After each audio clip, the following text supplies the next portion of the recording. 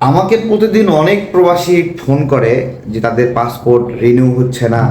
আবেদন করছে 2 বছর আগে, 1 বছর আগে, সেগুলো ইস্যু হচ্ছে না। তো আমি আসলে সেগুলো ঘেঁটে দেখে যেটা পেলাম, তাদের বেশিরভাগই তথ্য পরিবর্তন বা তথ্য সংশোধন, বয়স সংশোধন, নামের বানান সংশোধন, এইরকম একটা কিছু পেলেই আপনার হলো ওই প্রবাসী ভাইদের পাসপোর্টগুলো আটকে দিচ্ছে না। তো এরকম পরিস্থিতিতে আমরা দীর্ঘদিন ধরে কাজ করছিলাম। আমরা পাসপোর্ট অফিসের সাথে যোগাযোগ করেছি, পাসপোর্ট অফিসের ডিজি, অতিরিক্ত পরিচালক বা অতিরিক্ত মহাপরিচালক কি বলে, তারা সামগ্রিকভাবে যারাই আছেন সবাইকে আমরা এই বিষয়গুলো অবগত করেছি বিভিন্ন সময় এগুলো সমাধান করার জন্য। শেখ হাসিনার সময়ে যারা এখানে ডিজি ছিল, অতিরিক্ত পরিচালক মহাপরিচালক ছিল, তারা এখনো আছে।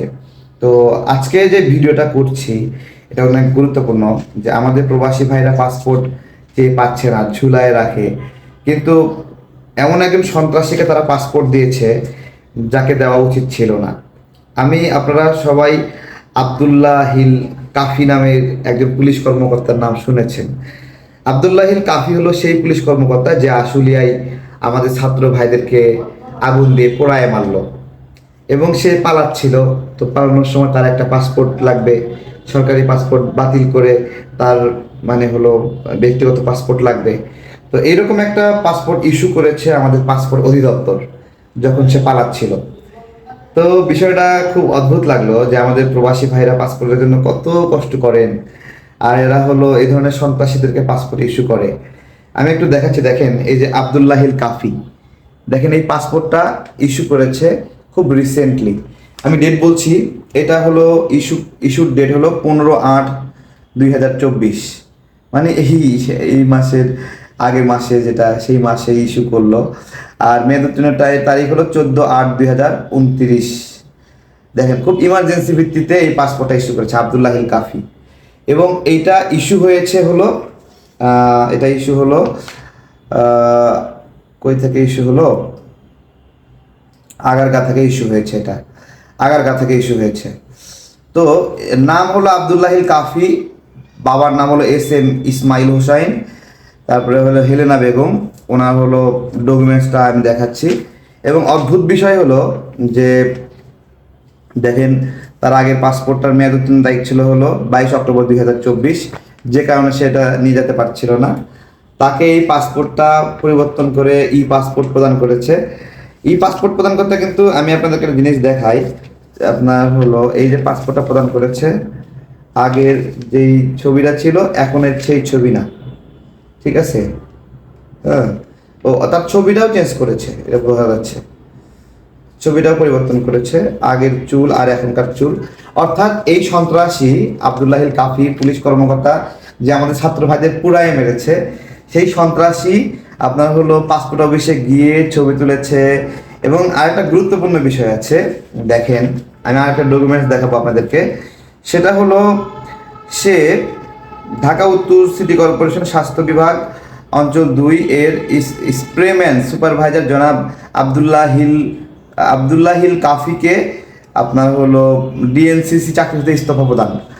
মানে একজন পুলিশ কর্মকর্তা, কিন্তু সে দেখাইছে যে হলো পরিচ্ছন্নতা কর্মী হিসেবে সিটি কর্পোরেশনে চাকরি করত। আর হলো তাকে আপনার স্প্রেম্যান হিসেবে, সেই স্প্রেম্যান হিসেবে চাকরি করত।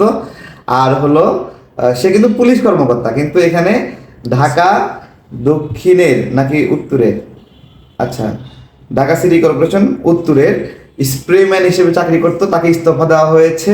এবং এই জন্য সরকারি পাসপোর্ট সে সারেন্ডার করে, দেখেন সরকারি পাসপোর্ট সারেন্ডার করতেছে। এবং তার পরবর্তীতে আপনার হলো সে সরকারি পাসপোর্ট বাদ দিয়ে ব্যক্তিগত পাসপোর্ট নিয়েছে। এটা আগারগাঁও পাসপোর্ট অফিস দিয়েছে। এবং সে দেখেন পুলিশের পরিচয় দেয়নি, সে পরিচয় দিয়েছে ঢাকা উত্তর সিটি কর্পোরেশনের পরিচয়।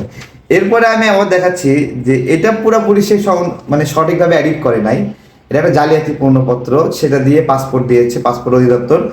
এটা হলো উপযুক্ত সূত্রের প্রেক্ষিতে ঢাকা উত্তর সিটি কর্পোরেশন ঢাকা স্বাস্থ্য বিভাগ স্প্রেম্যান সুপারভাইজার হিসেবে জনাব শফিকুল ইসলামের চাকরি ইস্তফা প্রদানপত্র 7/10/2023 তারিখ হতে গ্রহণ করা হলো। মানে প্রথমে দেখলো যে আবদুল্লাহিল কাফি, পরে অংশ আর এডিট করেনি, পরের অংশ শরীফুল ইসলাম নামটা রয়েই গেছে এখানে। শরীফুল ইসলাম নামটা রয়ে গেছে। তো আমার যেই আজকের বিষয় হলো যে আব্দুল্লাহিল কাফিকে যারা এই পাসপোর্টটা প্রদান করলো, এর সঙ্গে আমাদের পাসপোর্ট অফিসের ডিজি, পাসপোর্ট অফিসের অতিরিক্ত পরিচালক বা মহাপরিচালক তারা কতটুকু সম্পৃক্ত আমি জানি না। তবে তারা শেখ হাসিনার সময়ে নিয়োগ পাওয়া অফিসার। হ্যাঁ, শেখ হাসিনার সময় নিয়োগ পাওয়া সবাই যে খারাপ হবে বিষয়টা এরকম না, ভালো হতে পারে, কিন্তু তারা একটা ক্রাইম করে ফেলছেন। এই যে পুরাই মারার ঘটনায় আব্দুল্লাহিল কাফি তাকে পাসপোর্ট দিয়ে ফেলছেন, এবং এর সঙ্গে অ্যাটাচমেন্ট যে ফাইলটা সেটা ঢাকা সিটি কর্পোরেশন উত্তরের একজন স্প্রেম্যান হিসেবে তাকে দেখিয়েছেন, এবং এটা একটা জালিয়াতিপূর্ণ তথ্য। দ্বিতীয় হলো, তাকে এরকম না যে একটা পাসপোর্ট সাইনার করে একটা পাসপোর্ট নিয়েছে, সো সে নিজে ওখানে ফেস করেছে, পাসপোর্ট অফিসে গিয়েছে, ঠিক আছে। আমি মনে করি এই ধরনের পাসপোর্ট ইস্যুর ক্ষেত্রে আপনার হলো পাসপোর্ট অফিসের সর্বোচ্চ নির্বাহী পর্যায়ে আদেশ ছাড়া এই পাসপোর্ট ইস্যু করা হয়নি। আমি যতটুকু পাসপোর্ট নিয়ে জ্ঞান রাখি, আমি পাসপোর্ট নিয়ে কেন জ্ঞান রাখি আমি বলি। দীর্ঘদিন প্রবাসীদের পাসপোর্টগুলো সমস্যাগুলো আমি যখন হাতে পাই, আমি ফ্রেশ তাদেরকে উপায় শেখাই দিই, তাদের মা অথবা ভাই বোন তাদেরকে দিয়ে ওই একটা অ্যাপ্লিকেশন পরিচালক বরাবর দেওয়ার জন্য, মহাপরিচালক বরাবর, এবং এভাবে অনেক কাজ হয়, ঠিক আছে। সরাসরি দালালের মাধ্যমে চেয়ে এটা নিজের পরিবারের সদস্যরা গেলে, ধরেন আপনি আমাকেও যদি কেউ পাঠায় তাহলেও আমাকে বলবে যে তুমি দালাল নাকি, সো আমি নিজে গেলেও দালাল হয়ে যাব। সে জায়গা থেকে কে যাওয়া নিরাপদ? প্রবাসী ভাইয়ের মা, অর্থাৎ ব্লাডের সম্পর্কিত যে কেউ, অথবা স্ত্রী যদি যায়, সন্তান যদি যায়, তাহলে এই সমস্যাটা তাকে দালাল বলতে পারবে না, নিজের পরিবারের সদস্যরা যেতেই পারে। তো এইরকম পরিস্থিতিতে আমি জানি যে কিভাবে দিনের পর দিন এক একজন প্রবাসীকে একটা পাসপোর্টের জন্য ঘুরায় রাখেন এই পরিচালক, এই অতিরিক্ত পরিচালক, মহাপরিচালক, তারাই কিন্তু এটা করতেছে। তো সামগ্রিকভাবে আমি জানি না তারা সম্পৃক্ত কিনা, কিন্তু অঘটন একটা ঘটে গেছে। এখন কি করবেন? এখন কি করা উচিত? আমি যেটা মনে করি, এখানে দায়িত্বশীল যারা আছে, মহাপরিচালক, অতিরিক্ত মহাপরিচালক, আবার আরো নিচের যারা আছেন, হ্যাঁ, আগারগাঁও অফিসে যারা আছেন, যারা যারা সম্পৃক্ত, সবাইকে আটক করা দরকার এবং তাদের চাকরি থেকে বহিষ্কার করা দরকার।